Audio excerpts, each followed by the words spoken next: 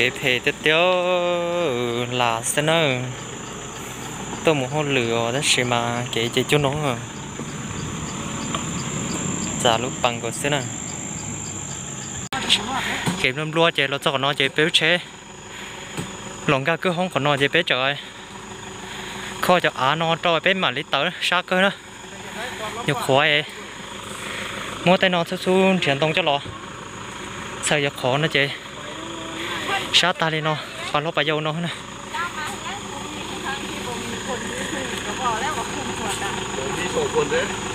ngừng có ăn tôi nhặt còn là na tua à chị cho còn nó chị chỉ sứ ô chập chầm kịp bông sứ rồi chả nó à còn nó chỉ lo tới chỉ tiêu hậu cứ không hậu theo tôi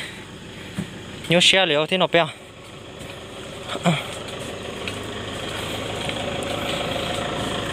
tôi muốn hơn lửa chị kiện còn thâu liền đó chế chế cây lên nó xíu nè sợ đâu nè ô nhua cờ nè bên này à bây giờ tờ đi nhua cờ nè nó ha thì buổi sáng đã nó xưa là bị nó lỗ cái á nè cái á xuống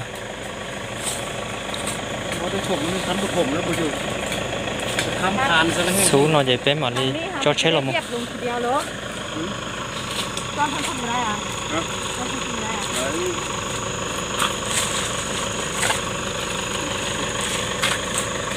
áo khổ bông á áo khổ bông chê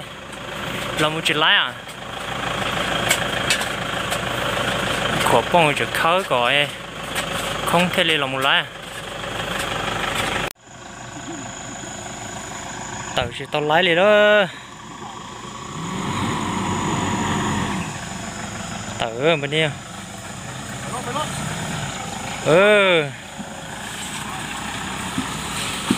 lại bên đây lùa tiếp theo luôn lùa xong sai tiếp theo liền cho nó xong thôi ô sẽ cháy luôn à bóng cứ không sát tơ ha khơi chết tới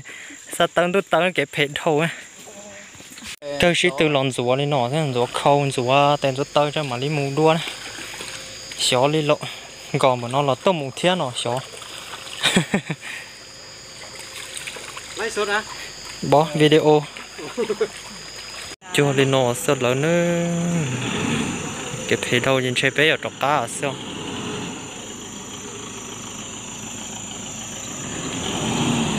cho nó sẽ trên chơi thôi ấy quay bé thằng lời đó phải lông này lốt vào cái phê tiếp theo bé xa bé tờ bé tay đánh đòn đời hay xỏ lộng mù nhúa liền chứกับร้านนั้น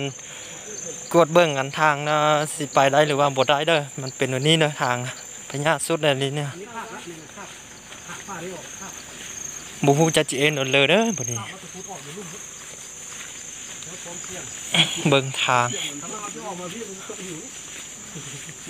หยาดสุดเลยเป็นอันนี้นี่เป็นห้องงดจะเป็นอันนี้ฟ้าแดดนี่มันเสียวนี่ฟ้าแดดรถซิ่งเขาคานี่เขาว่าคาโอ้ต้องคาเลยเนาะ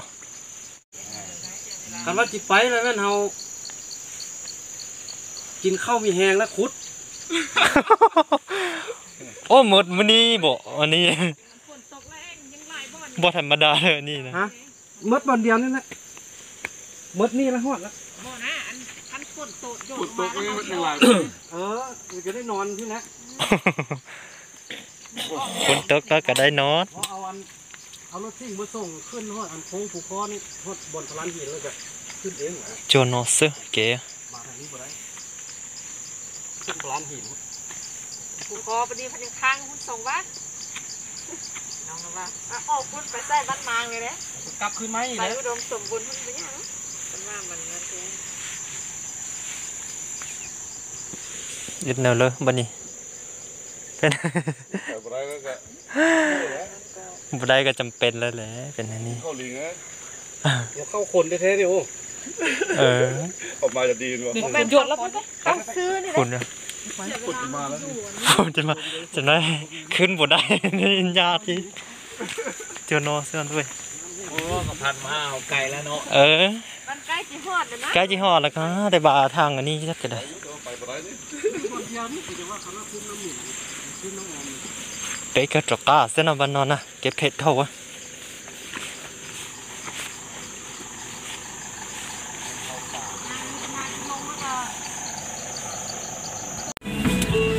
คืนเด้อบันนี้ มึงซ้ายนี่ก็ได้นะ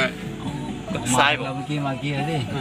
โอ้แต่ว่าไปมันขึ้นใต้นี่จะบ่ได้ไป ขึ้น มึง บุ ซ้า ได้ ย ได้บังเอา ไปเบื้องซ้าย เข้าเบื้องซ้ายเบื้องขวาเทิงขึ้นบุได้เลย ได้เฮากันย่างไปทางหน้าพวกทางมันเนาะ เออ ปากว่า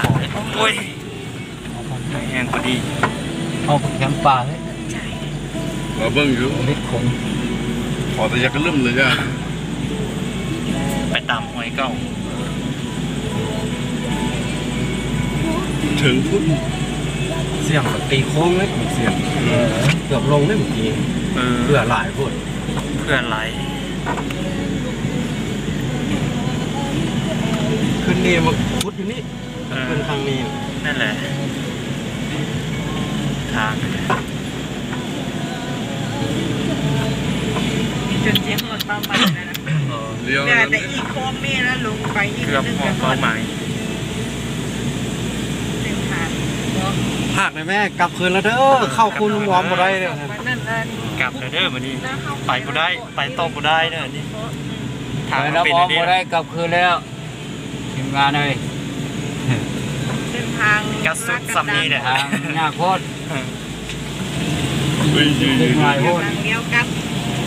เลี้ยวกลับ ออกไปทางเมียงแดด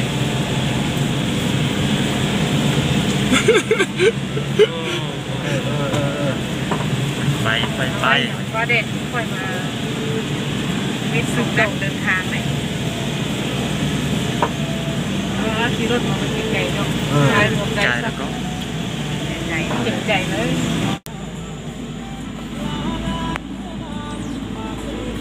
กระบืนมาสุดสมควรแล้วเนาะ เออ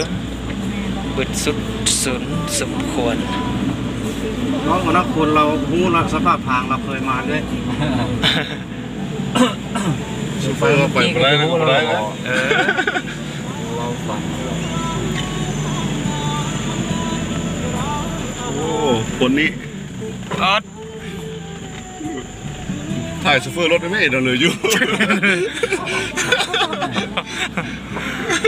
เบื้องขวาก็พวงมาลัยไป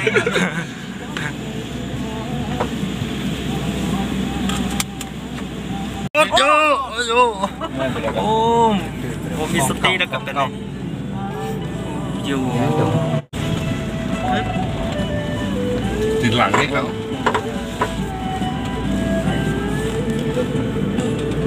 เป็นปปีนนี่เป็นควบคันใดก็เลย